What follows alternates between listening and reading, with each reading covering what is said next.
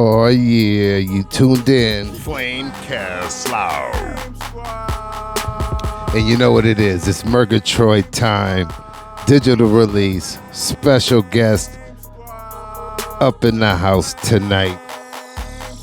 It's going down.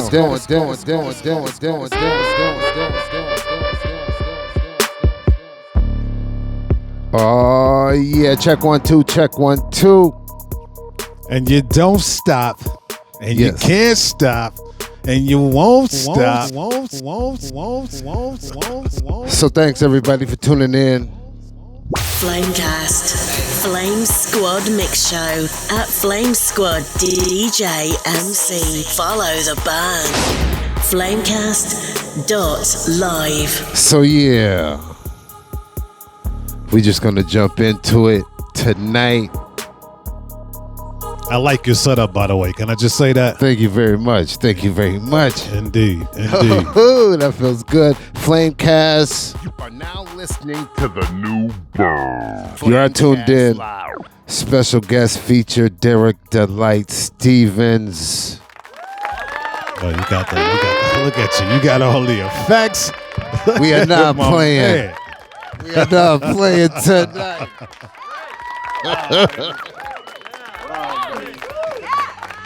Tonight we going in and we giving flowers, appreciation, and just everything. Cause first I want to say thank you for getting on Mergatroid. We want to talk about it 17 years before you even picked up the pen, right? So we're gonna do one of those numbers. Take it back. We about to take it all the way back. And like I said, Flamecast, we live. I got one of the Minnesota Marvels, pioneers. Because as we rewind back and we think about, we got to say 1980 through 90. But we going to focus through 1980, 1985. And I know I met you. I was a little scrumps. But I want to know, you from New York? Yeah. Queensbridge. I want to know what that journey was like as a young kid, as yourself. If you can remember, what was mom's going through that said, hey, look, we're going to the Twin Cities, Minneapolis. What was that about? Well, basically, my mom and my pops, man, they broke up. You know what I'm saying? Okay. They were married for 20 plus years. There's 6 of us. I'm the youngest of 6. So when we left New York, my mom was like, we moving to Minnesota. Only thing I knew about Minnesota, of course, was the Vikings and the Twins because I watched sports. How old were you about that time? I was 11. Okay. 11 years old. Yeah. And keep in mind, I picked up on hip hop in 1974. So they say the birth of hip hop was in 73. Yes. In 1974, as a 6-year-old, my sister, she has 2 kids by this cat named Spoon, rest in peace. Spoon is from New York. He used to be with the Spoon was with a hip hop crew out in Queens. That's what's up. So Spoon had the turntables, he had the 2 records of everything, he had a microphone. So I seen that setup as early as 6 years old. So being in New York, you had all of these cats doing different things in the parks. They used to call them park jams. My sister's man at the time, he was with Phase 3, which was a hip hop crew out in Queens doing a thing. So that hip hop was ingrained. It was just in me. You know what I'm saying? So when I came to Minnesota, there was no hip hop scene here. Exactly. 11 years old, I just witnessed 4 years, at least 4 good years of seeing different crews in the park. Not really hearing it on the radio because radio didn't pick it up until 1979 when the Sugar Hill Gang came out. But I had all of this hip hop, pushed into me, into my veins before Sugar Hill Gang. Right. So of course, when I heard Sugar Hill Gang on the radio, and I was a radio head when I was a youngster, that's why I'm still in radio to this day. Yeah. But when I heard it on the radio, it was like, man, what them brothers been doing in the park is now national at least. I didn't even see it as international. Regional. It's not moving. Right. Mm-hmm. So when I came here, man, I had my Rapper's Delight record.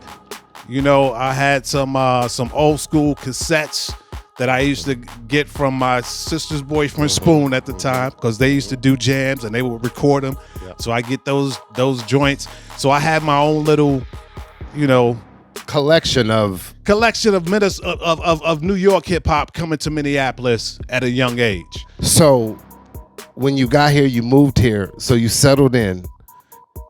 Like I said, because when I got introduced to you, I was, even though I'm 2 years under, when you're in those 11, 12, 13, I was like 10, 11. Yeah. You know, the beautiful thing about then is like how grown we were, but we weren't that old. Right. But this hip hop, this thing helps you mature pretty quickly. Anyhow. So now y'all got here, right? And I first seen you in front of the KMOJO building over there in the projects. Yep. So what made you, once you got here and you seen it was nothing here, correct? You see, nothing, nothing was going on. I mean, there was cats, you know, trying to figure it out, because we was breakdancing at the time. That pretty much was it. Yeah. I mean, you had some rappers out here. Okay. You had some rappers out here, because I was never no break dancer. I was never no dancer. You know, I was always DJ MC. Yeah. But how that came about was, I lived over south when we first moved to Minnesota, so I really didn't do anything until I moved north side. Okay. So by then, I think I was probably 13, and I was just, you know, doing it on a bus. At that point, I had hooked up with my man Kid Finesse, Larry Austin in the projects, because I moved to the projects here. So when funny story about that is when we moved from over south, we moved over north, and I thought we was living in some condominiums. So I remember being on the bus, and somebody said, "Well, where do you live at?" And I said, "Oh, I live in the condominiums on Lindale." Right. And they was like, "Condominiums?" I said, "Yeah, the condominiums, is, you know, bunch of them over there on Lindale." They said, "No, that was a project." I was like, "Man, I don't live in no projects." That's right. You know, because the whole time I was in New York, we never lived in projects. Plus, projects were like straight up buildings. They weren't we had a basement in the projects. We had the first floor, the second floor. That's right. There was more like houses. Yeah. Public housing communities is what it was. So I remember calling my dad, because I wanted to go back to New York, because there was really nothing here. So I called my dad and I was like, "Yo, Dad, you know what? We never lived in the projects in New York. We moved to Minnesota. You know, Mom got us living in the projects." Yeah. So now you was forced to make a bad thing out of a good thing. Absolutely, man. I mean, growing up in the projects, man, it was some beautiful, beautiful people.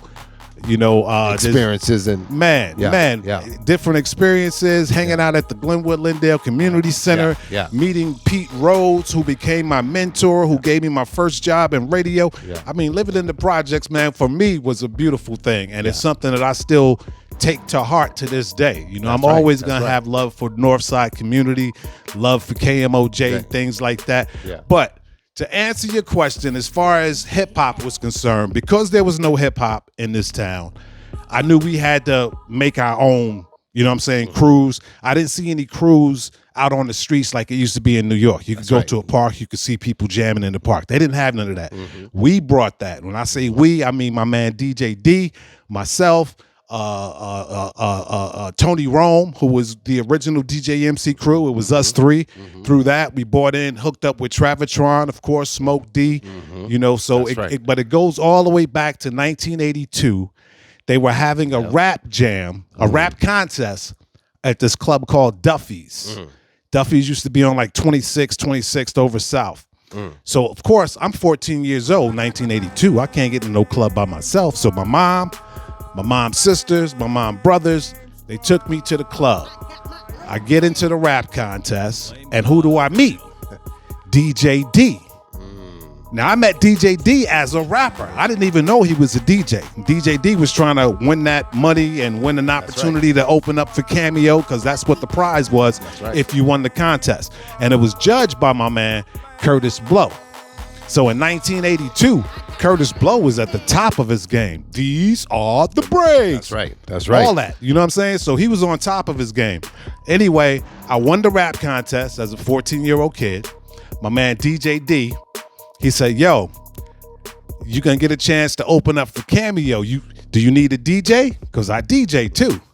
So I'm thinking, well, yeah, that's how I know hip hop, a DJ and a rapper. I'm That's like, right. yeah, okay, That's yeah. right. So he introduced himself to my mom over the next probably month and a half. He used to come over to my crib, bring his gear, his setup, DJ turntables. We get up on the mic, And you know, we start routine doing it our up. routining right. it up. That's right. And that was in 1982, and I rocked with DJ D until he went back to New York. He's a world famous chef now out in New York. He's got these stuffed That's what's chicken wings that he's known That's for. what's up. But I So- rocked with him from like 82 to 86. So it was his ideal or to say, hey, we're gonna set up in front of here. We're gonna bring all these speakers. Oh, that was both of our ideas, Right, because right, D was right. from the Bronx, I was from Queens. Right. So we knew how it went down, and it's Right. like we just can't keep this thing contained in buildings. Cause that was you know, for people who like either you were in New York experiencing that, but I'm sure each region experienced that flick. But yeah, those birth moments Oh yeah. of here in Minnesota, you know, to witness that, you know, so that happens. You know what I mean? Flamesquad. Look at you. And You're showing off now. Middle of an interview, you gotta hit him with the production button. Boom. Okay, I see you. I see you. you know what it is. So now that we're in that, you such a young age, right? He done pulled you in. You got a DJ. You writing these raps. You're doing all this in front of the old KMOJ. It's legendary. Never been done before. Oh, yeah. Hundreds of people come around. People biking, busing from St. Paul, South Side, just to stand around. People's just standing around. Standing around You know what I watching. mean? Because it really wasn't too much dancing. It really wasn't. I mean, a little pop locking, a little break dancing, but people were just doing a lot of nodding, and just really in awe of somebody DJing and somebody rapping or just MCing, you know, talking and Oh yeah, I mean You know. KMOJ was one of our spots. We also used to do the bank. Used to be the old Urban League actually, but it was a bank right next to that on Plymouth Avenue. So we used to take the equipment out there. You know, like I said, we didn't want it to be contained just in buildings, because the way the way I was brought up with hip hop in New York, you know, you went to the park and you saw it live. So if we didn't have a park that we could go to, we just said, yo, let's go up on Plymouth next to the Urban League and plug in over there. Yeah. Let's And go now- over to KMOJ and plug in over there. Now, does that tie in? Let's, you know, I'm gonna double back, because at the same time that was happening in front of KMOJ, there was we used to have I don't want to say a block party, park party, Phyllis Wheatley, Yeah, Phyllis Wheatley. and Yep. you guys corresponded somehow within that too, correct? Well, I mean, any opportunity we had to get in at a festival, at whatever, man, we was game trying time. to get hip hop exposed to the masses. So we were the first crew doing shows at First Avenue. Our first show we did at First Avenue was back in 1984, and we had opened up for one of the punk rock crews that was early on here, like the Suicide Commandos, the Replacements, Husker Du. Like, we was kind of running in that circle because DJ D was roommates with a couple of those cats. And those are our cousins. That punk Oh, no rock doubt, no doubt. alternative scene is a cousin of hip hop. Oh, no doubt. That's why they gave us the opportunity to, you know, perform on some of their shows. We would open up for them. It would be a completely different crowd, but all of a sudden they see us doing hip hop.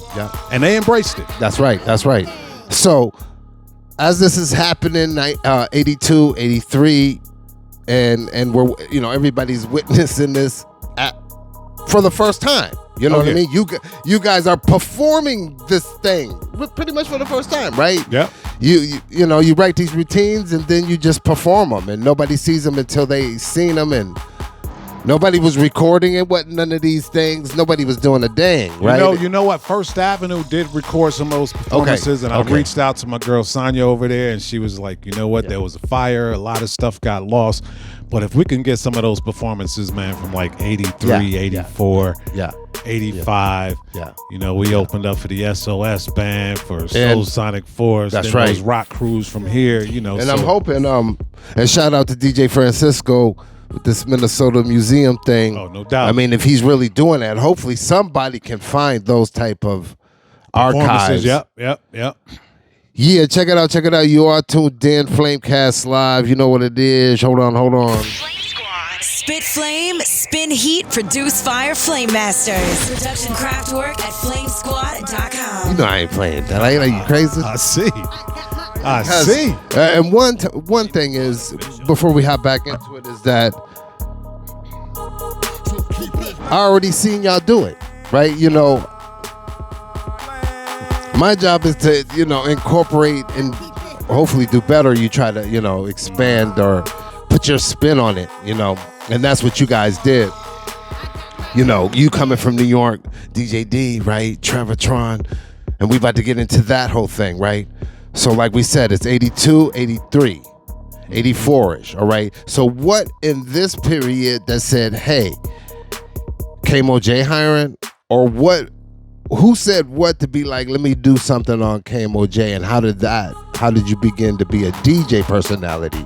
Okay. Basically, man, first of all, can you turn me up just a little bit, B? My man, I feel like I'm yelling at the people. All right, so basically, man, radio has been a part of my life as much as hip hop has been a part of my life. I'm from New York, so we had the best radio in the 70s and, you know, early 80s. Frankie Crocker, one of my idols, big DJ over at WBLS. But when I was younger, I used to have a really bad stuttering problem. And the way I overcame that was I used to record Frankie Crocker when he was on the radio, and I would just play it back and do his break, and learned how to slow down my words, articulate things a little bit better. So radio's always been a part of my thing. It's a crazy fact. Man. People. Derrick Delite had a stutter issue, and you overcame it by memorizing Frankie Crocker. His breaks. You know what I mean? Another dope artist that I like, Dragon, has that same issue. Okay. And how MCing helps, you know, it looks like he found other ways to kind of help with that. That's interesting. So yeah, but I didn't get on radio until 85. Okay. And Pete Rhodes, who I mentioned earlier, he was a counselor over at the Glenwood Lindale Community Center in the projects. And, you know, he helped. Pete knew that I was into radio. He was like, hey, I'm gonna start my own radio station. I'm gonna hire you. And I'm like, yeah, okay, bet. But I'm only like 15 years old, so I'm thinking, okay, is he gonna hire me? But going back to radio, I started in radio in high school at North Community High School.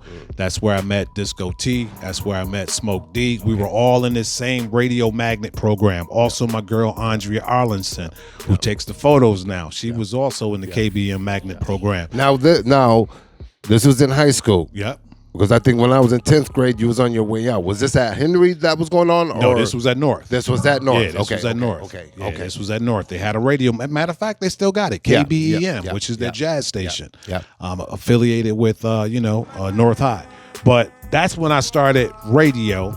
I went to Pete Rhodes in 85. He gave me a job in radio working with his station, CBLS, which was the first black cable radio station set up in the Twin Cities.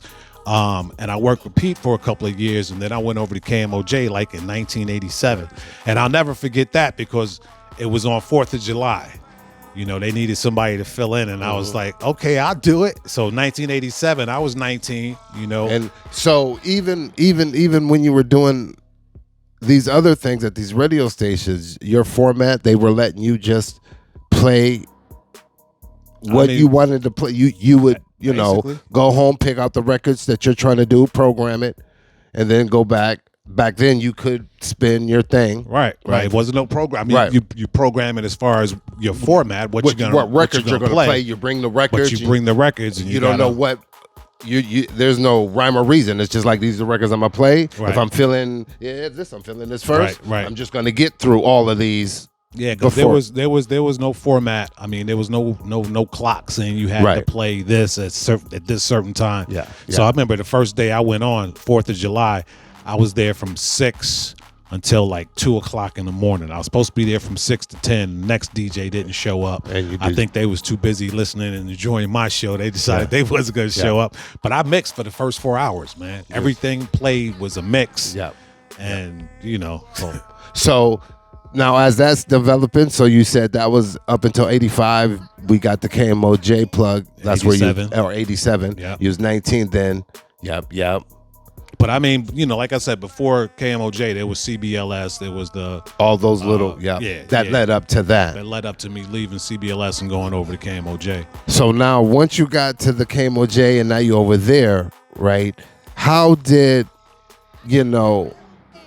Smoke come in?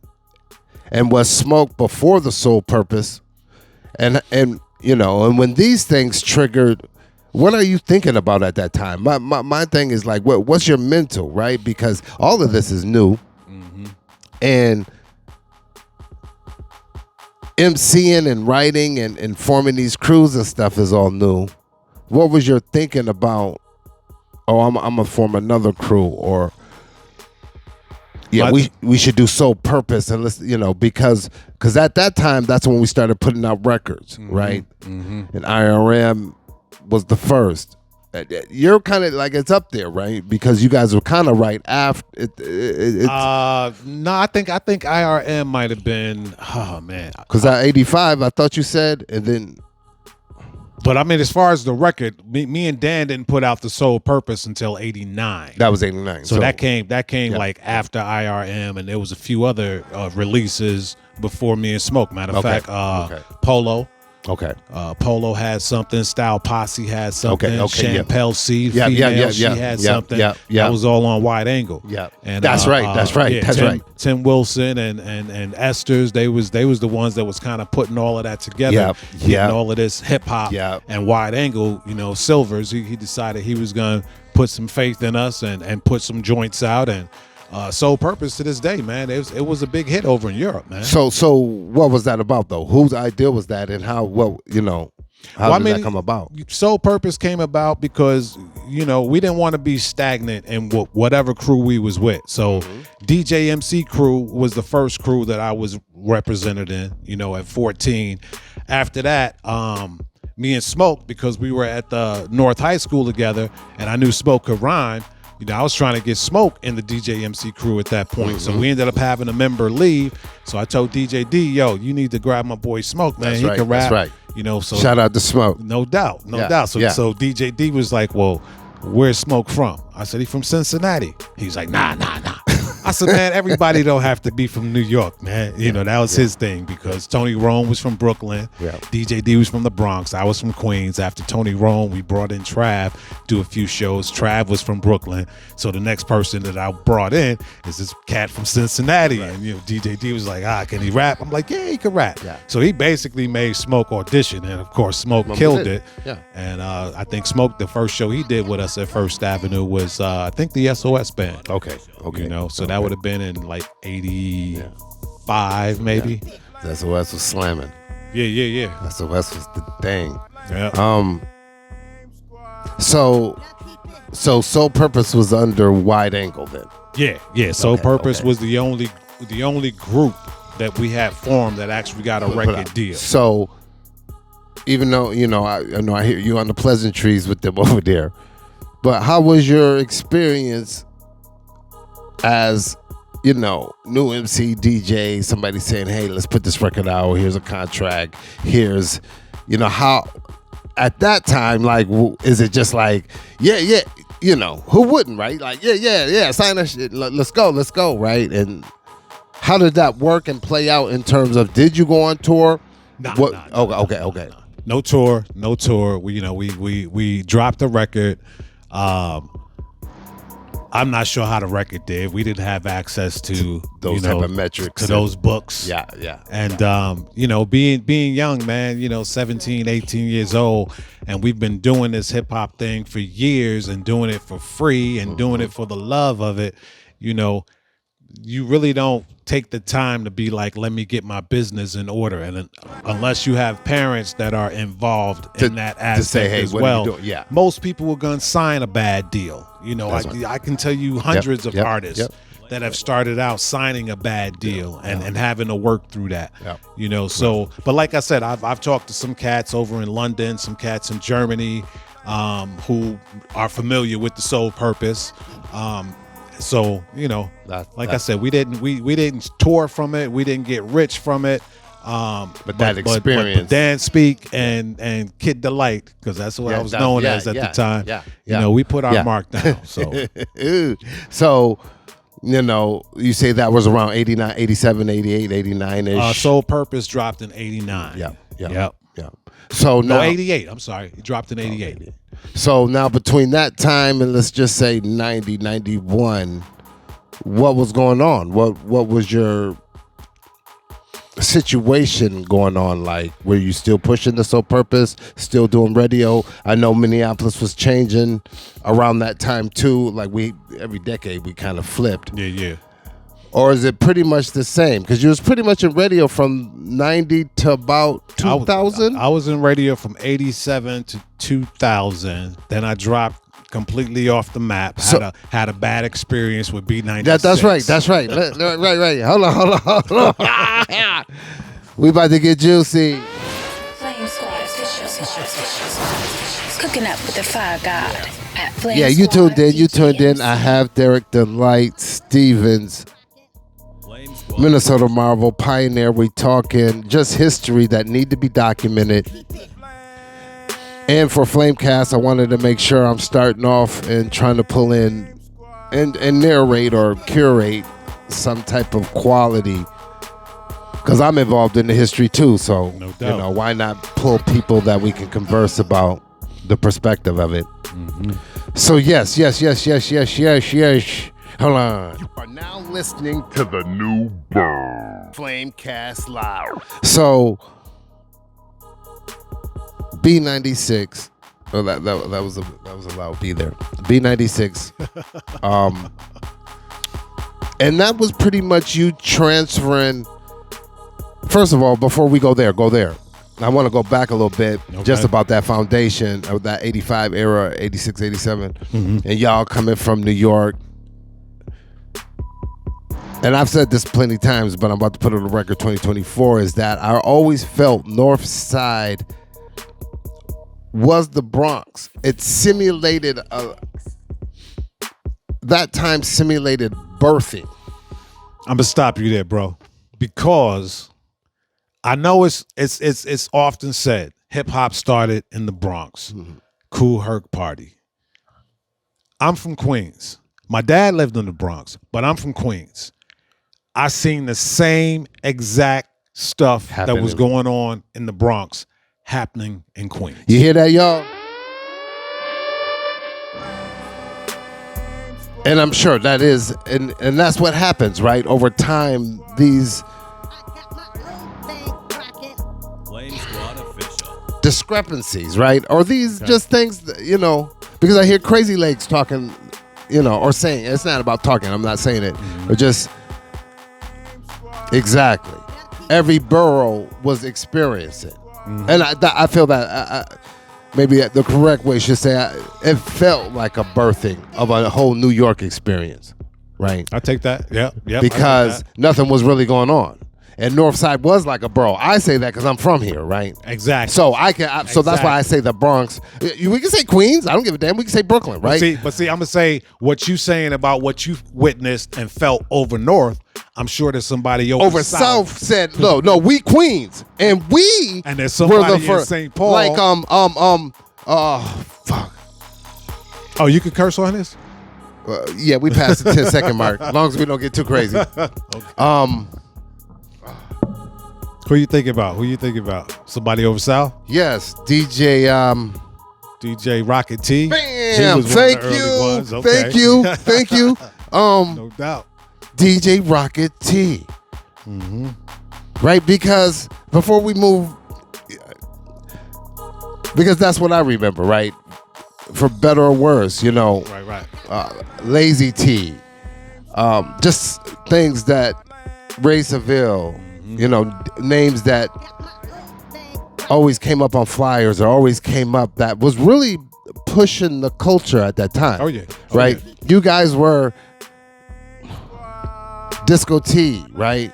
The B96 in terms of Brother Jules now becoming into this Hall of Fame of, wall of DJs, right? Where it's a new era.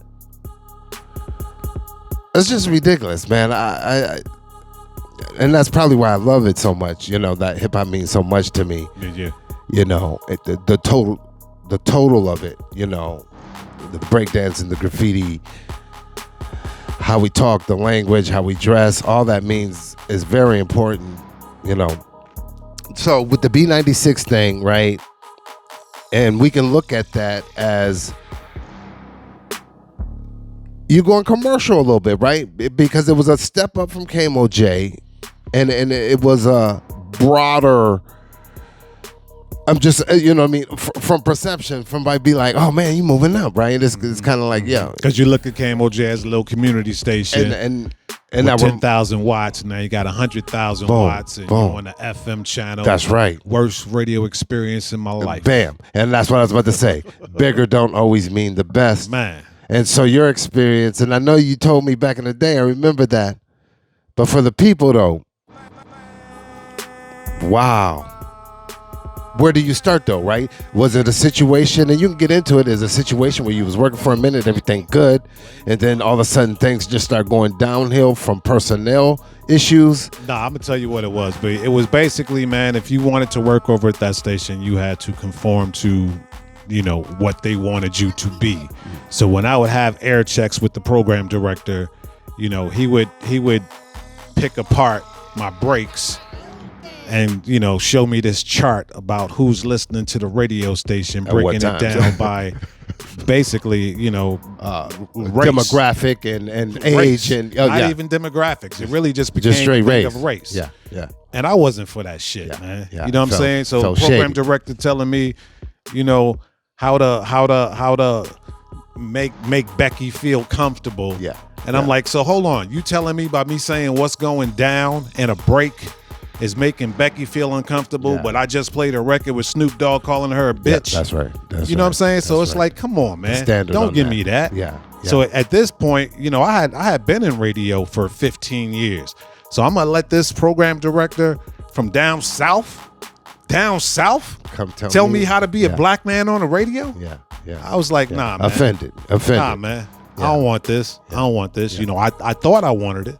But I remember Prince, before Prince died, he had DJs come out to Paisley Park and gave people a spiel about, don't let B96 come up in here and play our music, but then all of the jocks are not people of color.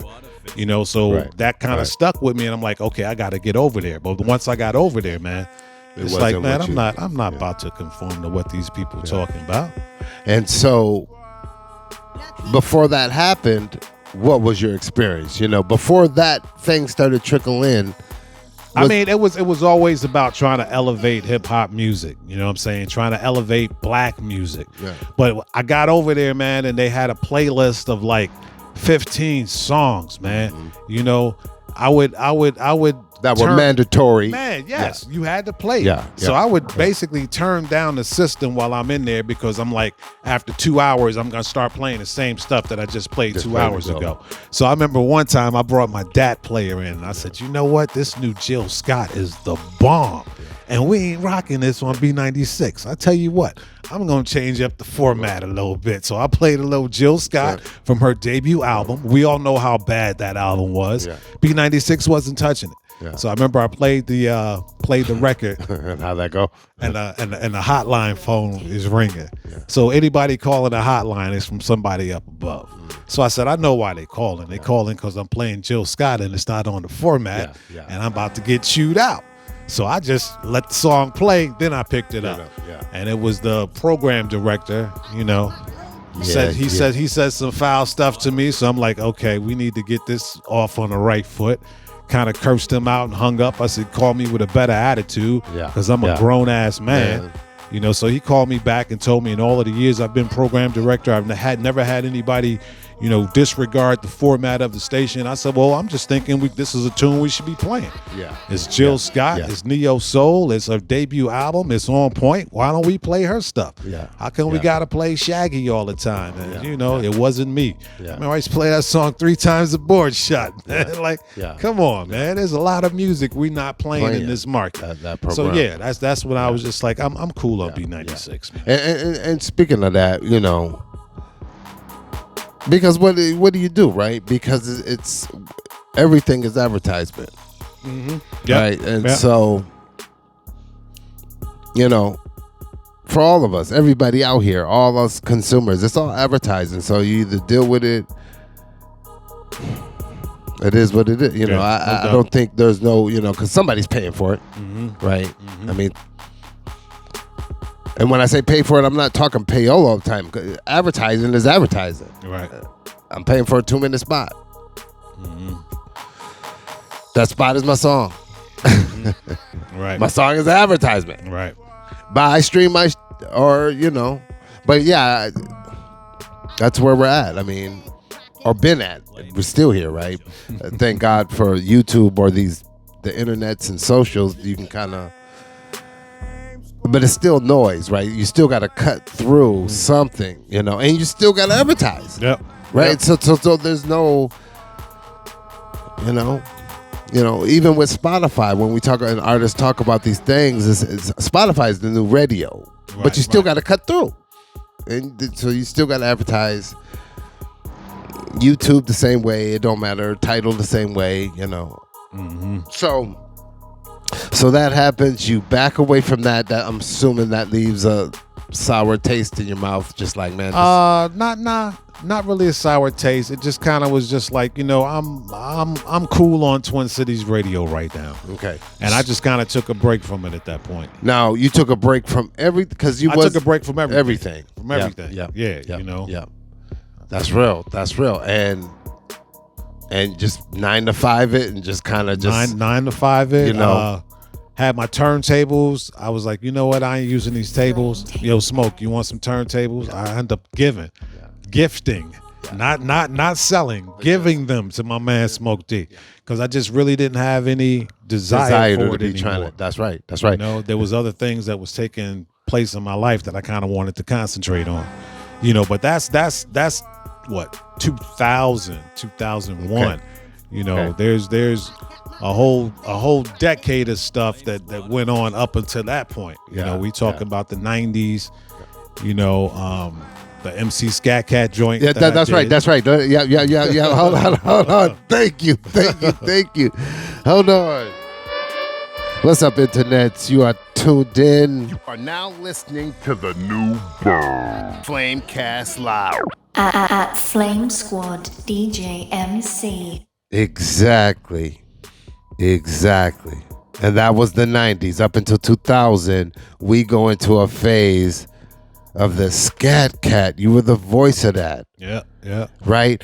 And so that was right after B96, correct? Or before? That was way before. Right, okay. That was KMOJ days. KMOJ during the Soul Purpose? Yep. In that? Yep. Okay. Yep. So now you get this deal with Wide Angle, right? You connect with Dan Speak. That was you, Dan Speak, and just me and Dan Speak. Boom. That was Soul Purpose. He was the DJ. Was he the producer? Dan was rapping just like me. Just like you. Who was doing a lot of your production back then? Me and Dan Speak. Okay. So we'll get to the production because okay. So you're doing the Soul Purpose, the Wide Angle thing, pop, and so out of nowhere somebody calls you and because you do have. That's why I'm excited to have you on Mergatroid. We'll get there. You know it might be a long one, right? You know it might be a double-digit one. Okay, where we at now? We at 40. 40 minutes. And that ain't bad, though. Okay, all right. But, did I lose it? Oh, okay. So the Wide Angle You know, so out of nowhere. And okay, so I was just gonna say, yeah, your voice is legendary. You just have one of those voice. You know, not only is a radio voice, but it's a very recognizable. So just out of nowhere, someone said, "Hey, we got something that your voice might fit." Or again, brother, like I told you, radio has always been wow, like my jump off. It's right. always been radio. So I was on KMOJ. And I was doing a break. 89.9 KMOJ. What's going on? It's Derrick Delite here till 7 o'clock. Coming up, we got such and such, such and such. So I just do a break. 10 minutes later, I get a phone call. He's like, yeah, how you doing, man? This is Oliver Lieber. I don't know if you know me, but I'm producing Paul Abdul's album, and we got a song that we're going to do a remix on, and I love your voice. So I thought, because I had played the Soul Purpose song on there. Mm-hmm. So I thought that he heard me on that. Soul Purpose and was like, oh, it was the break. It was just me talking on the break. He was like, I didn't even know that you were a rapper. I just knew that you had a great voice and I wanted to put you on. How do we place? So he told me what it was about. He was like, it's going to be this animated character, this and that and this. So he gave me the spew. He was basically like, come up with the lyrics. We go into the studio. We went out to Prince's joint, Paisley Park. We recorded it out there. And you wrote your verse for all that? Yeah. Once he found out that, I MC and boom, he was like, oh, hey, all right. Yep. Right? Yep. And so both of you guys, A&R or whatever, sat down and say, hey, this is the character is Scat Cat. This is... They already knew what the character was going to be. And with that scene, you need to... They was already working on the video, the animation for the video at the time that he reached out to me. So all they were saying is, here's the scene. Can you write something with this scene in mind, or just with this fatal, opposite track? Yeah, it was basically the name of the song is Opposites Attract, so that's why it's one going up, one coming down, just showing the opposite balance of the relationship. So they told me what that was about. They told me it was Paul Abdul. That's why I put, the verse in the front introducing Paul Abdul. Mm-hmm.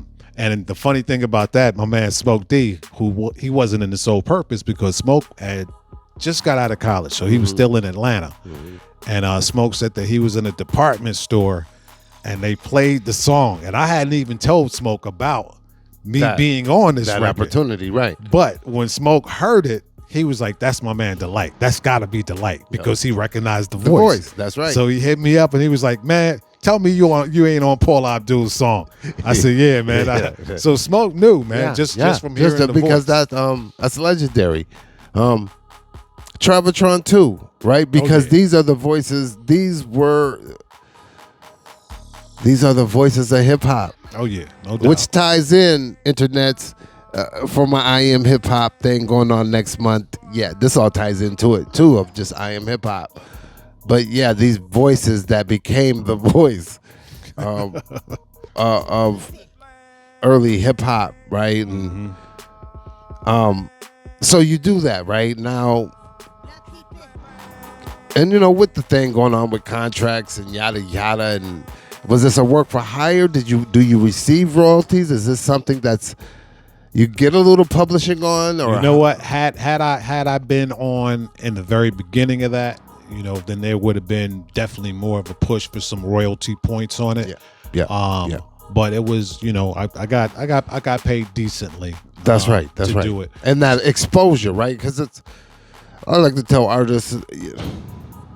It's all money. It's how you how are you using the value of that opportunity? Yeah. I mean, payment is always good. We always want to get paid, but that opportunity can generate more things. Oh, and did it generate a few other things that? Definitely some opportunities. I mean, one of the big things that I take from the MC Scat Cat collaboration was I had a chance to do this song called Yakety Yak Take It Back, and it was a recycling song, and it was going out to kids in school. So I met me and the cat share the same name, Quincy Jones, Quincy Delite Jones. And that's how we started talking. He was like, Derrick Delite. He was like, I thought I was the only Delite. Yeah. But his name is Quincy Delite Jones. My name is Derrick Delite Stevens. And all of that came from MC Scat Cat doing this, Yakety Yak, Take It Back. Albie Shore was in the joint, Pat Benatar, Barry White, Stevie Wonder. Dope. know, so it was some greats, man, that I was able to just put my eye on. And as much as I love music and embrace music, to be able to meet some of these cats, none of us got paid for that. That was something that we all just did because it was a project. It was a project that Quincy Jones's daughter was doing, and you still have some type of physicality. For your own. Oh yeah. And just like with some of the MC Scat Cat things, I wish I had that, but being young and being in relationships, and moving from place to place, sometimes things get You don't lost. even got the record or the 12-inch or anything? I got that. Okay. But I mean, I had some like stills of Scat Cat. Yes, with the animation and stuff. That's right. Some of that stuff was lost or thrown away on purpose. Yeah. There's those things that, probably worth a little pretty penny too. Oh, right? yeah, I'm sure. I'm going to say at least upward of 25, 30,000, 50,000. Oh man, 100 grand, maybe. That Scat Cat joint still it still goes on to this day, man. Now, did they ever offer to be like, hey, we're going to do an album with this? We did an album. Oh, with it. okay, We did really? an album. We did a 12-song album. My man Romany Malco. I don't know if people know Romany Malco. He's an actor. Okay. He was in that movie Think Like a Man. Okay. He was also in a 40-year-old version, Baldhead Brother. Yeah. I watched his. He was playing some. He used to have the teeth. Oh yeah. This movie he put out. Talk to Me. He was like a broke down pimp or something, but he had game. He just got out of prison. He was yes. I can't remember the character, but that's funny. I actually bought that. That's Rom stuff. Yeah. But Rom worked on the album with us. I think Rom wrote probably 8 of the 12 songs. That is awesome, right? Because he had a crew that was out of Texas called the College Boys. Wow. I don't know if you ever heard the College Boys, but for people on the internet, you can look them up. Yeah. College Boys, Romany Malco, the actor now. He was a hip hop head, Guys, we dropping all the knowledge. Wow. Yeah. Right, because look how small things are though, too, really, right? Man, really. Like, and look how much hip hop has infected a lot of things. Mm-hmm. Just when we look at Big Vin Diesel or these dude used to break dance, and when you look at what things used to, we all like if he from the 70s. I mean, hip hop is 50 years old, so everybody knows it. It's not like it's a new genre. That's right, it's guys. Been around for 50 years. Now think about it. In 2000, when hip hop was really just starting to get really commercial, 50 years before 2000 would have put you at what? 1950. So think about the songs from 1950 up to 2000. Yeah. And now you think about hip hop's influence from 1974 to 2024. Yeah. Big, man. And the evolution of it. Yep. There's a few things. Everything is up here, But I want to touch back before we move on past Scat Cat. Is that this is one thing I wanted to talk about, because even with me, it was inspired by that a little bit, and I've told you that before. Is why my the Flamesquad DJ MC, and this was very, because when I look at DJ MC, it's just or DJ. I just don't think about DJ somebody scratching all the time. DJ means producer too. I think that gets lost, and I know sometimes a DJ is not a producer, and all producers are not DJs. But most producers most DJs end up gradually being a producer. Absolutely. And most producers usually end up being a DJ, and they're one and the same, really. We just don't know that. And my DJ, and when I say DJ, is like he's my scratch master, because I'm not a scratch master. I'm like a Marley Marl scratcher, right? Right, some little basic. I can get enough to get it. Yeah, I can get it done. You know what I mean? But we ain't doing no DJ Qbert thing, right? But so I always wondered, if that's what you were doing too. You were making the beats back then for the Soul Purpose and stuff? And if so, how was that happening? Did you have an SP, MPC, or would you just take in what you would like to hear to the studio and the engineer was like, okay, this is how you boom boom? Well, with the Soul Purpose, a lot of the ideas came from me and Dan. I think Dan probably had a little more hand in trying to put the record together. Neither one of us had equipment, but we had it in our ears how we wanted it to sound with the samples that we used, because everything pretty much was a sample off the Soul Purpose. The 2 songs we did. Okay. One song was called The Soul Purpose. The other song was called Cut It Out. Yeah. And we used samples in it. And we basically, like I said, had in our ear what we wanted the song to sound like. We went up into the studio. I'm trying to think of the brother's name. A couple of white cats. One cat's name was Brett. I think they was Sing something studio, but they was in the multi-food towers. So basically we just worked with the engineer and said, look, this is what we want the base of the song to be, this sample. We're going to throw this on top of this at this hook.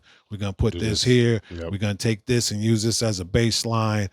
So we pretty much just had the songs how we wanted it from the samples that we had in our ear, and then we got with the engineer and put it all together. Put it out. Yeah. Flamecast. So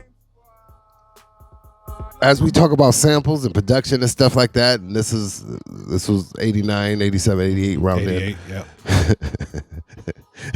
So were you clearing these joints? Nah. Yeah. We ain't clear.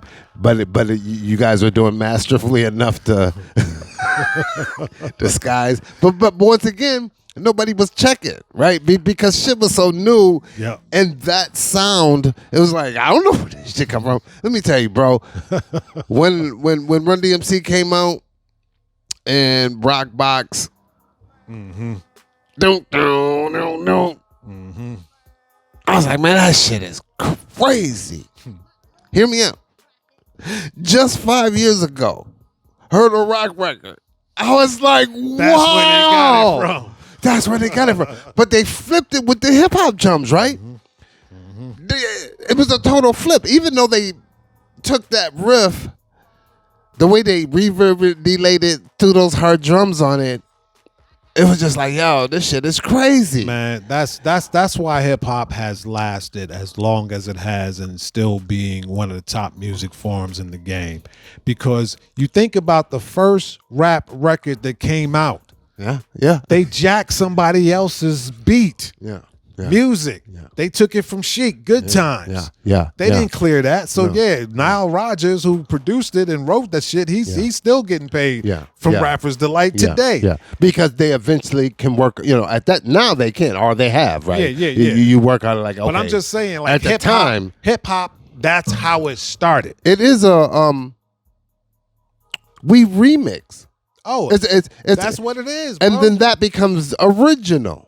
And it's the most beautiful thing, right? I mean, I remember hearing rappers rap on top of Love Is the Message by MFSB, Herman Kelly, Dance to the Drummer's Beat. Some of these early on breakbeat records. We didn't make that. We basically took what they did and we put our stuff on top. That's how hip hop was invented. Exactly. So when I hear samples, I don't turn my nose up at samples. Right. I just hope that they use it creatively, to move that original record forward. Here's the thing: what's happening, as being a producer myself, is what's happening is that there's an abundance now of loop packs, and sample packs.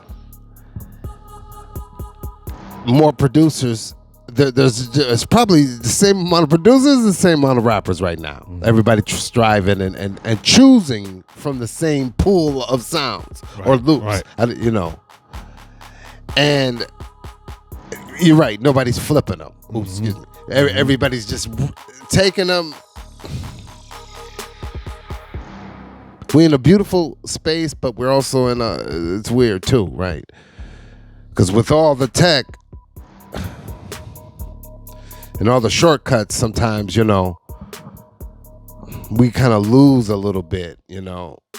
And back then, you know, and it ain't even about back then, back now, because I love right now. Right. But I just try to blend a little bit of then and now and move forward and not try to be too caught up about back then. I really don't. I really be focused on now, move forward and just, you know. So yeah, I always wondered if that's how you were doing that, you know, or what was happening with you making those beats or who's making the production. Right. And so after the Scat Cat thing happened, did that leave a bad taste in your mouth? I'm not gonna say it left a bad taste in my mouth, but I think doing the Scat Cat thing and that becoming as big as it did, it that was the number one single. Like I love that song. Number one song. Yeah. People fell in love with Paulo at that particular time. People was like, "Well, Paula Abdul," you know. Mm-hmm. Oh, Paula was hot. She was definitely hot at that point. She was kind of up there with Janet. Not as up there, but they were both. They were all out at around that same time. And see, I'm gonna tell you something interesting about that, since I'm dropping some gems on you tonight. So one of the we about to get the gem. Flamesquad DJ MC. One of the songs that I wrote on a Scat Cat solo album was called "No Dogs Allowed." Interesting. So I go out to Cali, I cut the vocals. I actually spent like 7 months out in Cali doing the project. So I come back to Minnesota now. I get a call like 3 weeks later, like, "Hey, we listening to the album. There's a song, No Dogs Allowed, on there, where you kind of make reference to Paula Abdul and Janet Jackson, because they were like neck and neck at that point." Yeah. So it was basically a song, you know, me talking about one looked as good as Janet, one looked as good as Paula, but I ended up going for somebody else. Do you know, I actually had to go back to Cali because we didn't have the technology we got now. So I had to go back out to Cali. I had to recut 2 lines to make people happy with the project, because there was a competition between Paula and Janet at the time. You got to satisfy both of them. You had to satisfy. I had to satisfy Paula, because that was Paula was a part of that project. That's right. And it's only right. Yeah. So it's like, you know, basically take Janet Jackson's name off this song. So it's still that, you know, it was a good look, man. Right? Because along with others too, though, but you're in there as one of the first celebrities. You know, when we start talking about a celebrity. And I've never been comfortable with that, man. I know. It stinks. It stinks. Because, but, you know, that is what it is. I mean, you know, F a label. But in terms of the hierarchy of moving your career forward, right, you know, that's the only thing I can think of. You know what I mean? No, I feel you there. I feel you there. But like I said, that's something that I've never stepped out. You don't carry yourself like that, right? Like, yo, yeah, look at me. It's the line. Yeah, no. I was a voice of Scat Cat. No. Like, I just meant in the terms of your hierarchy of you in your career. You're moving forward. These opportunities are coming. Right. Seems like it's a step up. You are gaining a certain celebrity around here, right? Okay. You're always known, but you know, there's a certain peak you can catch too, you know. Right. And I think all y'all experienced that, where it was like, nah, this is like the top, you know, Delite, Trav, Disco, Rocket T, you know, right, Lazy T, Cal.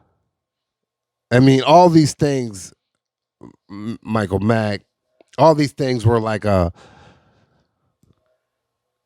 that's all there was. Right? There was really no MC. It was just all DJs. It was just all DJs. So that's how we got the music to even hear a MC be rapping on stuff. And just real quick, because you just said that, and I thought about my man James Andrews, rest in peace. Used to be a DJ over at KMOJ, but he was one of the first to consistently embrace hip hop and play it on the radio. It's a white brother too, and I may get it wrong. Freddie Fresh. Freddie Fresh. Right. And these early '80s, because that's all I knew, man. I was a young little yellow little something running around here. I used to call you Minnesota's LL Cool J. Boom. You know, I was trying to rap. I was breakdancing. All this stuff was new. You just had something about you, because I remember DJ D even asked me. That's what's up. He was like, "Where that kid from? You from New York?" I was like, "Nah, just man, from here, from Minnesota." Right? Being you used to wear the Kango. Yes, you know I did. What I'm saying? He was like, "Oh, he just got a New York vibe to him." That's it. That's why I said it hit me. Yeah. Right. Didn't know nothing. Then you came, right? Y'all came, and I was like, "Man, what the hell is going on?" And then all of a sudden, I started hearing Boogie Boy records. Loved Boogie Boys. Those are the first records I started memorizing and spitting back like I was the Boogie Boys. Okay. Love the Zodiac, all that, dude. Look, man, right? But then at the same time, simultaneously, I'm seeing you guys do this stuff, these big speakers, and talk this crazy rap stuff. Like, and that while I was memorizing Boogie Boy stuff and doing all that stuff, and seeing you guys, and I was like, man, they're writing that stuff? You can write your own stuff? I'm only memorizing because I didn't know you could. Right. Face the blank page. So it was real. So yeah, around 82, boom, boom, yeah. 83, yeah. 84, all that when that was happening, y'all was coming and developing that. Mm-hmm. And me hearing Sucker MCs on the radio for the first time, bro, the story's vivid. Mm-hmm. Living with grandma. We about to go to bed. It was like 7 o'clock, 7:30. Sucker MCs came on. She always played this. She always smoked a cigarette, played the little radio. Fucking Sucker MCs came on, dude. Totally fucked me up. Never heard it. Changed your whole Never heard it. I mindset. I was like, Grandma, what is this? And she was like, look dead at me. It was like, I ain't never heard none of this before. I don't know. I was like, wow. Tat. I was like, whoa. 2 years ago. I was like, oh, hell no. So, anywho, yeah, big influence of you guys doing all that. And then you all you guys evolving with it, right? Mm-hmm. So when all this has happened in 80s to 2000, and all this happened, Soul Purpose, you did the Scat Cat thing, you did, Tricky 3 MCs. That was Doug from IRM crew, Smoking Me. Bam. Had a crew, Tricky 3 MCs. That's real. Smoke, Dan Speaking Me had a crew called Death Threat. And we was actually going to sign to Chill Records. And Chill Records was the IRM crew. That's right. Label. That's right. So when we talk about all this and you guys, so this is just self-funding when we talk about the Death Threat and all these other little things besides the Soul Purpose with the wide angle. I mean, Death Threat was like I said, Chill Records. So my man Charles Lockhart, rest in peace to him. He put some money into us to make sure we got up in the studios, make sure that we developed the songs, wardrobe, all that. Chill. My man Charles Lockhart was on his game. So. And we can say he could have been like our first Russell. Yep. Right. Yep. He was trying to be right. A promoter / record label. Right. Mm-hmm. Influencer. Right. He was trying to say this shit is gonna be the next hot. Yep. Why it didn't last? Why do you don't think it lasts? What do you think happened? And I know it was all new for all of us, right? The money, the dealing with multiple personalities, schedules. Mm-hmm. What do you think happened to that empire? I mean, I think basically, man, like when you're trying to build something from the ground, it takes a lot of cash. You know what I'm saying? It takes consistency, which means you got to consistently spend money on this project all the time. Yeah. And even though I knew that Charles Lockhart, Chill Records, I knew that he was into what we were doing. He put a lot of money behind IRM crew. He had Death Threat getting ready to come out. But he also had a family. He also had responsibilities. Yep. So I think it probably just got to a point, man, where he was like, do I put this $2,500 to this, or do I put it toward my household and my family? That's right. And it got to be too many of those questions where it was like, I got to do what's right for my family, even though I really want to see this Minnesota hip hop thing pop off. But it might have to be, and somebody did. Of course, someone else came in, which could have been, you could say it was Ray Seville came in from that point and kind of it was a whole new thing, or because, what do you think? Because we talking about basically developing artists, talents, and putting them out on a label. So I wouldn't say that's Ray Seville, because Ray Seville's not known for having a record label. It's strictly promotion. I would say is Rhyme Sayers. Okay. Rhyme Sayers kind of did what Chill wanted to be able to do, which is get all of these different Minneapolis artists under one umbrella, push them out on tour, sell them units, have a good distribution deal where you can still make your own money without selling out completely.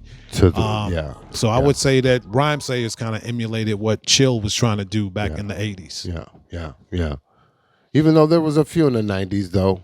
I see, and that's where there was some independent that were doing cats some that were doing you some know what things, I mean. But as far as having that distribution deal where you can really see those records across the country, right, and move to those stores and be like, this shit's in Vegas, it's in Music Land, and all these different things that was back then. But even back to, especially now, and even back then, even though we were selling more physical stuff, and it was easy to kind of selling out the trunk and make a that 3,000 look a little bit better, and opposed to now where it's more micro payments, right? And 20 here, 30 here, 100 here, 500 here, 200 here, stream coming from here, and then it kind of all makes the totality of what your income may be. But rap don't pay though. It don't pay, and that's and it is a lot of investing in before those returns come in, and I think artists be delusioned a little bit into thinking that the odds are stacked against us, all of us, and so the only way you can combat that is there is a balance and a tug of war, and the more things you start attaching yourself to, if you're a guy or a gal and you got 8 kids, now you're stacked against extra, right? And so when you start choosing these careers and you think you're about to get on because the freestyle and that, sometimes it don't, the odds of how you did it and how that Scat Cat happened because of somebody boom was more likely to happen back then versus now, even though you can be found here on the internets, but that the threshold now is a bunch of noise to but no. So now that you're here, you did all that and you must have got exhausted apparently, right? During that time. I ain't gonna say I got exhausted. I'm gonna say I got bored. You got bored. I got bored. So while that boredom was happening, what were you doing in the meantime? Of course, you did say that you 9-to-5'd it for a minute. You just kind of took a back seat, looked at the whole world pretty much. And then, so what ushered you back into the production realm, with radio, or where are you at currently? That came from my man. And I hate that every time I'm saying these names, I have to put a rest in peace behind it, man. Yeah. But that came from my man, Debonair. Rest in peace, Debonair. Debonair hit me up. Like I said, I left B96 in 2001.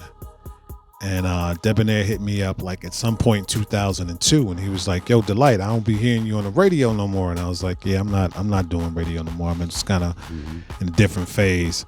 So he was like, "Well, man, I've always said you had one of the better voices on radio, and I'm starting to do these shows. So I want you to do my radio production." So, I gave it some thought, went and purchased what I needed to purchase to be consistently, delivering his spots.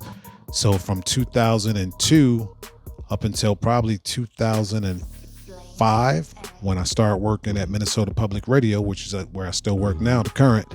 But from 2002 to 2005, I was doing all the Debonair's commercials for his shows that he was bringing. And so for those who don't know, what does that mean? What does that mean, commercial slots, or just, basically, like, when somebody's bringing a concert to town and they want people to know about it, I would do their commercial. Do that drop. Twin Cities, coming next Saturday. Flamesquad. Flamesquad, Right. So I started doing production, man, and that kind of got me back into enjoying radio again. Because like I said, B96 just made me bored with the whole process, and I was like, I'm cool. Yeah. But then doing the production for Deb, it brought me back to what I really loved about radio anyway, which was the production, not being on the microphone. That was cool when I was young because, you know, you get the popularity. You get the girls saying, oh, that's Delite, he's on the radio. But after a while, it was like, okay, I've been there, done that. So being behind the scenes and actually doing the production. And bringing that extra value to the. And I mean, you know, when you put a piece of audio together and it goes on the radio, it's nothing like hearing what you've done and being excited behind it. Yeah. You know, whether it's the fade, it could be something as little as a fade to make sure that it's not clipping and it doesn't sound gritty and nasty to the ear. Right. You know, I always wanted my production to be kind of smooth or whatever. So when I started doing that, then I got a call from my girl Ruby Brown. She used to do the morning show with D Bell, me, and Anika. Ruby Brown was like, hey, you know, Minnesota Public Radio is starting this rock station and they're looking for a production manager, and you know, you should put your name in there. That's right. So it took me probably like a month to really think about if that's what I wanted to do, because I hadn't been doing radio for a long time. So I was like, do I want to get back into it? And the last minute, man, I went on and sent my production reel over to their program director, and they loved it. And they loved it. And that's the current, correct? And I've been there for 20 years, almost 20 years now. 20 years. Yeah. So which brings us to the last segment, y'all. Stream fire on Flame Radio. Mixshow. You know you tuned in. You know you tuned in to the Mergatroid digital release party. I got Derrick Delite in the building, internets. I appreciate everybody who tuned in. We at 111. It's all good. Most of all my bat boxes go about an hour. And featuring everybody, we will be bat boxing 27th. On the 27th, nothing but Flamesquad instrumentals and rarities and good things. But we got Derrick Delite, who I don't think we were supposed to, because it would have happened, you know. It was supposed to happen right now that, you know, you get on this song, we got this song, and I'm excited that you wrote some, you know. It's weird how everything circled back, right? And how something you used to see someone else do, you know, because it's all mimic until you find what the hell you're trying to, you know, because I didn't know, right? I used to see you do your thing. And then there was another cat who used to live kitty corner in the projects in this other little thing. And they used to call him Snooky. And he used to work at Camel J. He was a tall dude. He used to be like... He's not talking about Dale Royster. Dale Royster. Snooky. I used to know him Snooky because I used to hang with his little brother Stanley, and I knew his, Snooky, you know. But Dale Royster, one of the best voices in the business. Oh my God, 89.7 Dale Royster. He was killing them. But I used to, when I used to go over there and hang out with Stanley or ask if Stanley could come out or yada yada, but he used to let me sit in his room and stuff, and he would make these tapes like he was on the radio. Okay. Right? But he was doing it. So when we talk pause tapes, and this dude was making tapes, microphone set up just like this, no controller, of course, just cassette decks. And he would talk and play a song, play a Prince. He was deep into Prince, right? Okay. Song would play, he would come back in, this is da da da da, boom, boom, boom, boom, boom. He might go into the time. And I used to be like, wow, right? So with seeing you and DJ D with these turntable things, seeing him doing tape deck shit, I was like, wow. So by the time I got... What was you, about 11, 12 then? Yes. Okay. Because I was still breakdancing. I was in the Minnesota Body Breakers, or the Minneapolis Body Breakers. So my breakdance game was nice. But the MCing and the DJing and then I was in band, and so I already knew I was already doing graphics, so I was like, oh man, graffiti, that's just nothing. I love it. But I need to rap it, man. Fuck all this memorizing Boogie Boys, right? I was like, man, I gotta stop memorizing Boogie Boys. Because these guys they're writing their own stuff. That shit's crazy. So yes, so that's what got me into the production stuff. It's just doing all that stuff and seeing you guys do that. So it just feels weird and good that 35 years 35 later, years, right? Right. Everything just flipped. And we all do this and yeah, right. You know. So I just appreciate that you coming through. So now with that, and we've been knowing each other for years, right? Mm-hmm. And you said, you know, you heard the Mergatroid beat. No, actually, it was before the Mergatroid beat. It was the project. That's right. It was the project you sent me. Sonic Bap. And I was listening to that, man. And every beat that I heard, every piece of production was just like, big respect. Was just like refreshing. You know what I'm saying? Now check that, internets. That's a plug. That's a quote. Sonic Bap out right now, streaming now. Flamesquad.com. We already on YouTube, so since I said Sonic Bap, it might be already in the link. Okay. But yes, I sent you that, and I appreciate that. You know, because I take pride too. I mean, like I said, the DJ MC is a part of my tag because of what I've seen you guys were doing. I was like, right. That's what I am. So yes, you heard the DJ MC. Yes, I remember we text each other. And I text you like, I need you to get on this, or you me, and I was like, I was just thinking about that. I was just thinking, how do I? It's hard, right? And it's hard how do you get somebody in who may not be doing it? And I was already prepared to be like, yeah, he might not be doing it, and that's okay, you know. But the fact that you were, what kind of feelings? What was that going on? That was like, and then I finally sent you the track, right? And so now you're hearing it. Well, I mean, but before you say that. How ironic, though. I didn't think about this until I was looking at the cover. Mergatroid, Delite. And I say that because Derrick Delite, Mergatroid, it just sounds, right? They get you on a song that sounds like futuristic. It just sounds modern. It just sounds like boom. Mm-hmm. But yet we come from the foundation, or, you know, he's breath from the foundation. But go ahead. What was you feeling, thinking? Nah. Well, basically, it was like this, man.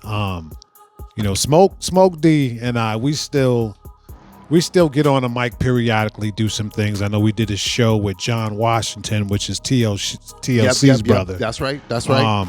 He got us in a show. I want to say, was it 2018? Maybe. Okay. Was it, man? I'm getting old. It's okay. Dates. But in the last 5. Yeah. We did something over at 7th Street Entry. And then, of course, you know, sometimes when we host the Purple Day that my girl Nikki Love puts on, we might get on the mic and do a little something. For the 50th year anniversary, we got on the mic and we did something. Yeah. But for the most part, those are like rhymes that I wrote a long time ago, and I just kind of reinvent them. Yeah. So I had never really just sat down and faced a blank page. And when I say face the blank page, I got to say what's up to my man Special K from the Treacherous 3, mm-hmm. Special K, Kumo D, LA Sunshine. Mm-hmm. Special K wrote a song for the MC Scat Cat album. That's what's up. And one of the conversations we was having at my place, we was out in LA, we sipping on something, you know, we eating, we writing rhymes, and K was like, yeah, I always say at this stage of the game, it's time when you got to face the blank page. Because that page is empty, and you got to take your pen and you got to fill it. You know what I'm saying? So I've always thought about that saying the Special K said, face the blank page. Yeah. So when you sent me your project, there was a couple of beats in there, man, that I was just like, oh my God, I'm feeling this. And all of a sudden, you know, I'm rocking and my hand is rocking too. So I'm like, if your hand is doing this, it's time for you to pick up a pen and put something on paper. Yeah. You know, so your project, man, like I said, I haven't written anything about 17 years. Seriously. That's right. So inspiring, and I'm humbled by that and honored by that. But that's what good music does, bro. That's what good music does, you know? Hip hop taught me that, man. I mean, just production, Marley Marl, Premier, you know, Pete Rock. Oh, Pete Rock. I love Pete Rock, man. You know, and just moving up to like, you know, I don't know if you know, like Black Milk, like producer MCs, just love them to death. I mean, I love Kanye for a minute, but Just Blaze, just people who can songwrite and craft the production, you know.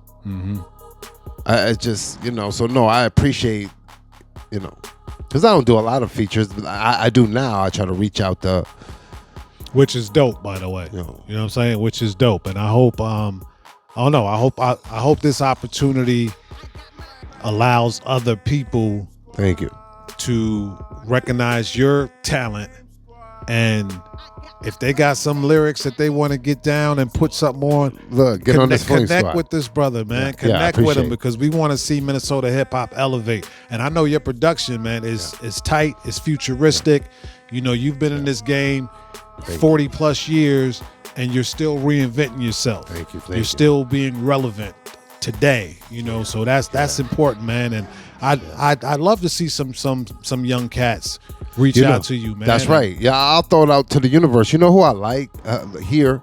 I really like, and I don't follow, but when I see it in my timeline, and I want to give him a shout out, Juice Lord. Okay. You know, one young dude that, I don't know how old he is, but I'm sure he's younger than me. But no, I've been more actively reaching out and seeing if people want to spit their venom over something different, right? Like I want to be that alternative producer, you know, where you be like, nah, I want my voice on something different. What do I sound like this? Something that gives you the room to be like, nah, my flow's I'm doing this with this one, you know. Well, I got a couple of cats that I'm gonna throw out there to you at some point. Okay, it's all good. I mean, that collab thing is just, it is important. I've known now I took on a more production role, is like, yeah, you know, having these different voices and characteristics of over these beats, especially if you're really rapping and rhyming and you got something to say, or styling, you know, you could talk your too. I don't mind, you know, but can you style it and flow it, you know? So yes. So I'm excited about Mergatroid, which is out now, streaming on all platforms, but preferably Flamesquad, or see us on YouTube. Make it a little more on YouTube than the Spotify, but we're there if that's where you're going to get your music. Right. And we're going to get into that too, because, I mean, you came through and just, you know, performing. We're actually going to live stream it too, so we'll perform it too. But we also listen to it too. Because I think, I mean, yeah, you know, you said your pen, the game was just nice, right? And you touched on a lot of issues too, right? People who passed away, some Minnesota greats that we had, and you touched on this issue of 2020 with the George Floyd thing. Yeah. And so, I mean, I could touch on a lot of the old man issues too. You know, knees hurting. It's real. And health plan. Exactly. You know, but would you say, before I let this spin, would you say, and once I let this spin, we're gonna go right into the live right after the main. But would you say hip hop helps you rejuvenate? It keeps you rejuvenated a little bit. Do you think without hip hop you may feel a little more achy and older? Oh yeah, definitely, for sure. You know what I mean? For sure. I don't have a problem saying my age. I'll be 56 years old in March. You know what I'm saying? That's real. That's real. I think back when I was in my 20s and talking to somebody that was pushing 60, I think, and maybe it's just because I was younger, but I think back then they looked a lot different than this 56-year-old look. You know what I'm saying? No, I say that. And I think it is a different, big portion of hip hop. We from the hip hop era, so I don't know, man. Right. It's just something about that genre just keeps you a little bit younger thinking. Right. And I don't even know if younger is the word, because it's a vibration, man. Right? True that. And it's a look. You 56. I'm 53. True that. No. Forget people's background. But Russell Simmons does not look like that, right? Yeah. Rick Rubin don't look like that. Yeah, you can say that beer, but even the people, gray. Yeah. but even then, right? Someone that was back, our grandfather. If my grandfather had that look, he would look 90. Yeah, Rick Rubin don't look 90 with that look, right? It still looks within reason. But yeah. On that note, Mergatroid out now. We're gonna listen to it, and then my man gonna drop them vocals. Yeah. Let's go.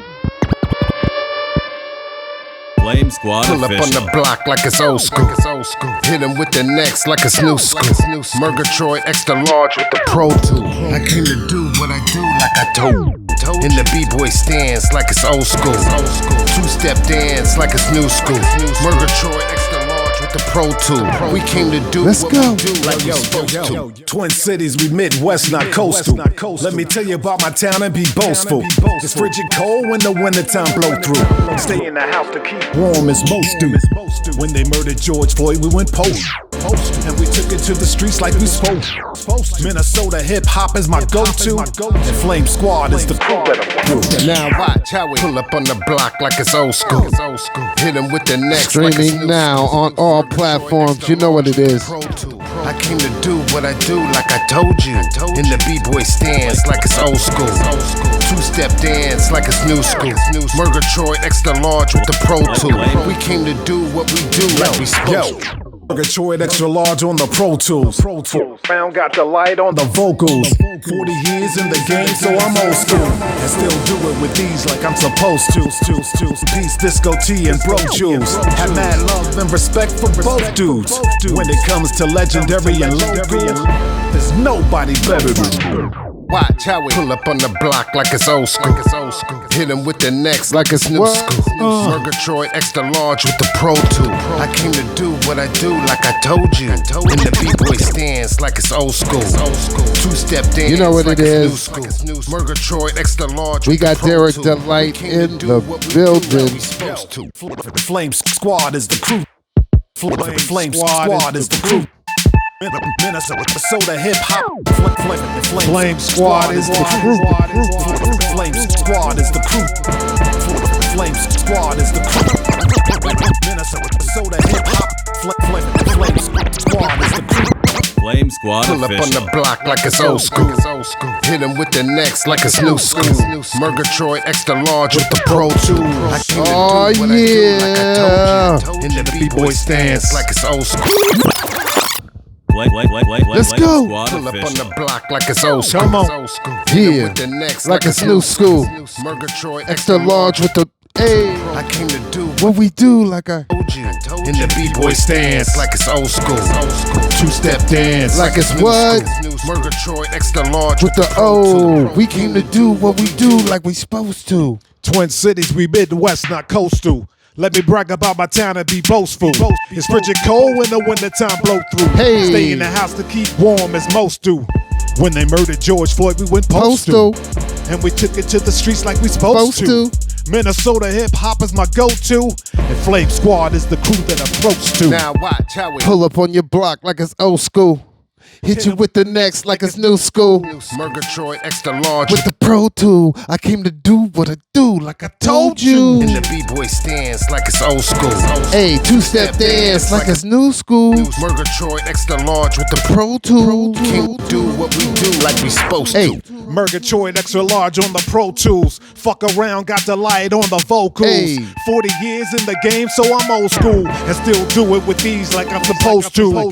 Rest in peace, Disco T and Bro Jules. Hey. Have mad love and respect for both dudes.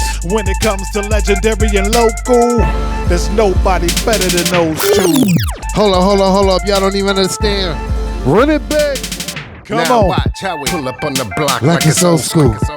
Hit him with the next Like like it's it's- new school. Hey. Mergatroid extra large With the Pro Tools. Came to do what I do Like I told you. in the B-boy stance like it's old school. Two-step dance like it's new school. Mergatroid Hold up. One more spin We back. came to do what we do like we Run supposed that to. back. Flamesquad, Flamesquad, Flamesquad Pull up on the official. block Like it's old school. Hit you with the next like it's new school. Mergatroid extra large With the Pro Tools, I came to do what we do like I told you. The B-boy stands Like it's old school. We got the two-step dance like it's new school. Mergatroid extra large with the Pro Tool. We came to do what we do like we supposed to. Oh, yeah. It's real, it's real, it's real. I thought you had it. It's okay though. Oh, you want to run it back? We did. That's it's all. Run it back if you want to run it back again, bro. We can run it back if you want to run it back, bro. I just want to. I just want to thank you to be like, dang, dude. Hey, man. This has been a pleasure, bro. Bro, Oh. 40 years in the making, man. 40 years You celebrating hip hop. I remember you as that little kid with the Kango on, man. Eyes Terry wide, Clown. just Boom. looking to see what we was doing, That's man. it. And Soaking it up. love and respect for you, bro. You was gracious enough to bring me to your house, man. And I don't remember moms and all that, but I do remember you introducing me to moms, bringing me to your basements and your record collection and all that, and just, you know. Yeah, man. That shit meant a lot, right? Because as a little youth, that's what's missing now. And that's what I respected about when I was a kid. Even though I got bullied a little bit, got my ass chased home a little bit, what I loved about it is that people like yourself, or even some of the gangsters I know, it was a sense of like, nah, little man, no. You know. We're gonna run you this way. Yeah, you going the wrong direction. No, we do run this. you this way. You do that. Right. This is not. And so I appreciate that. And today there's not that, right? OGs are pulling them in, right? There's not that like, nah, dude, you got some skill to do that. Focus on that. I support you on that. Whether it is, you know, giving you a little some money, or we just not rocking with you. We actually protecting you. Right. You just not our victim. But we see somebody messing with you, yeah, they about to get it, you know. And that protection is missing from hip hop and just our social, just our culture, man. Yeah. You know? But no, I appreciate you coming through, and I appreciate you being extra involved in that upbringing, you know, whether you knew it or not, because we all teenagers, right? And we don't, back again, that social, where you were building, we didn't even know you were building. You didn't even know you were influencing nothing, right? You just doing what you're doing, being a positive, you know. You know what, man? I'm gonna tell you real quick.